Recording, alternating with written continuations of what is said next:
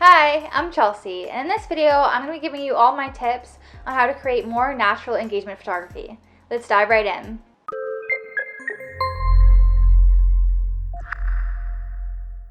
So I personally believe that it's a lot harder to create very documentary style and natural engagement photography than it is as opposed to highly staged and highly posed photography.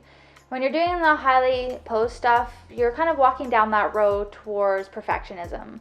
And I don't connect with that because first of all, perfectionism is unattainable, it's lame, and it just puts a lot of pressure on you and your client. So instead of striving for perfection, I would much rather embrace the chaos and just let my clients be who they are as human beings. They have amazing personalities and individualism, and I'd much rather embrace that than try and tweak and control everything in a shoot. So communication is a really important starting place for you when you're trying to create natural engagement photography. So the first thing that your client's going to see when they start looking for a photographer is portfolios. So you need to make sure that in your portfolio there is work in there that you want to create again. On top of that, it needs to show that the approach that you're using is more candid and more natural and more authentic, which means that you aren't showcasing pictures that are obviously staged. Because if you showcase those types of photos, you're going to get the complete opposite person that you're looking for.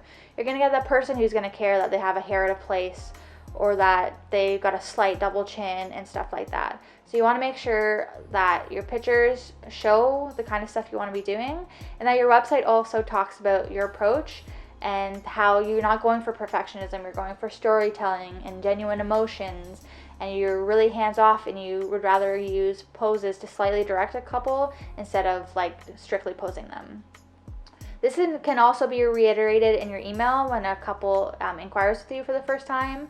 Again, you just want your approach to be very clear to them. You want to really set those expectations so that when you show up to shoot and you're ready to have a lot of fun and do a lot of movement and authentic stuff, they're not going to be sitting there staring at you like you're a freak because they want to be stiff and smile at the camera and say cheese and stuff like that, right?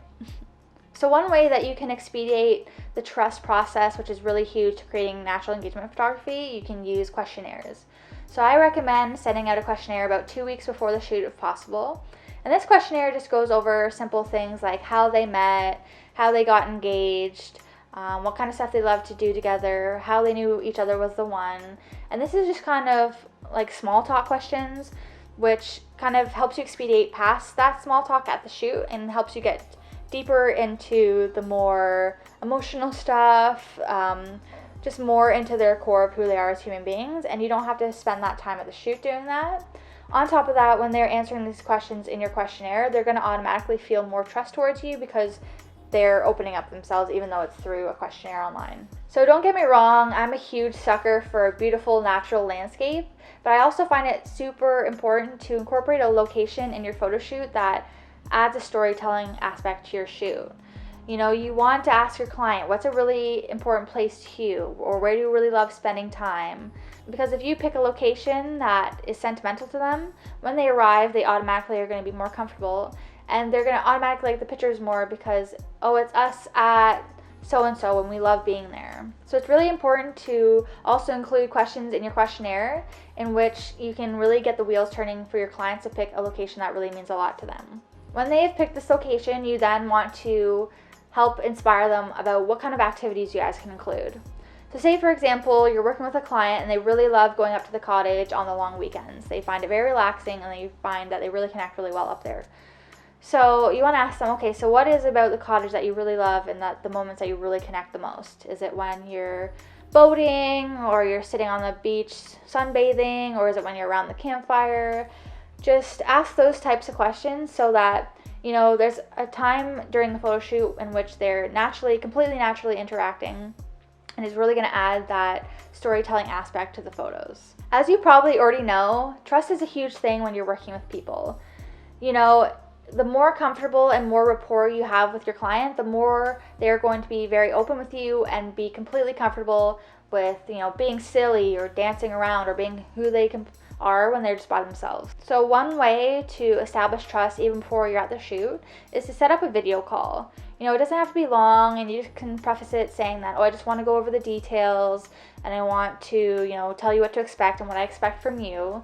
And, you know, don't rush to the details. Just take some time with the small talk, see what they've been up to recently, how they've been.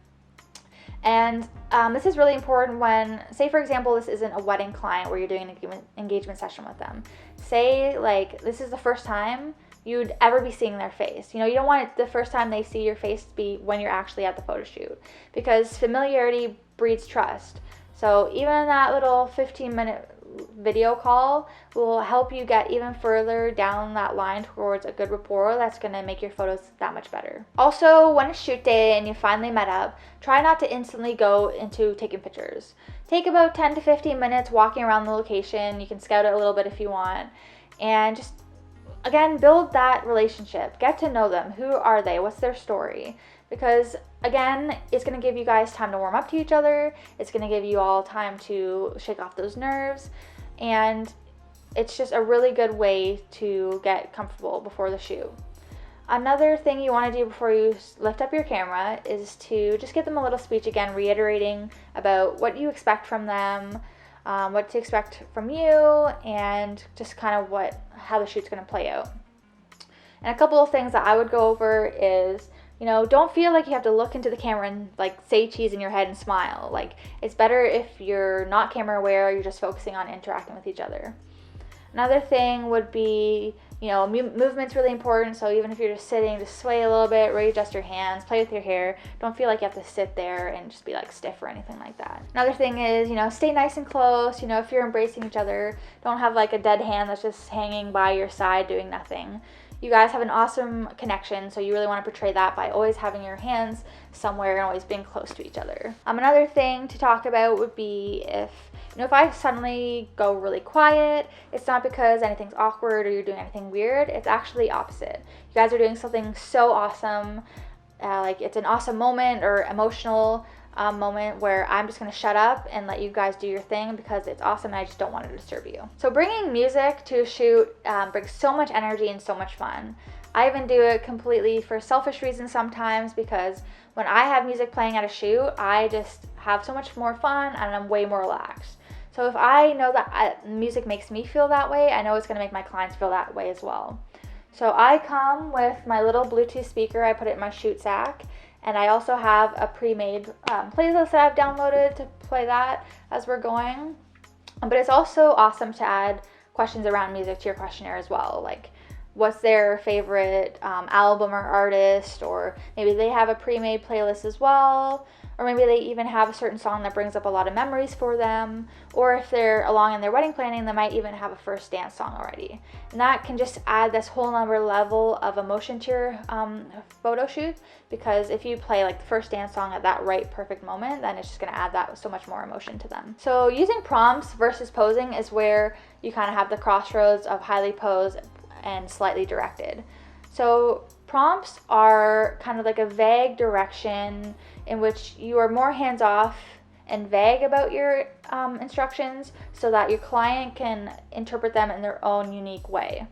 So for example, if you want your client to wrap up around his girlfriend, instead of doing the highly posed way where it's like, okay, wrap your arm here and put your other hand here and turn your body this way and tilt your head and smile. Like, there's just so much things for the people to remember, and you don't give them any wiggle room to just be who they are and kind of relax. Whereas if you're doing the more slightly directed direction, you could say, just walk up behind her, give her a snuggle from behind, and I'm just going to get you to melt into him, and you can just whisper something silly in her ear. It's just a whole different style, and I'm sure you could imagine how those pictures might look a little bit different. There's also a couple different styles of prompts. Like, for example, you could prompt somebody in a specific position or pose like we just talked about. Or you could prompt them to, you know, get crazy and move around and do stuff together like that.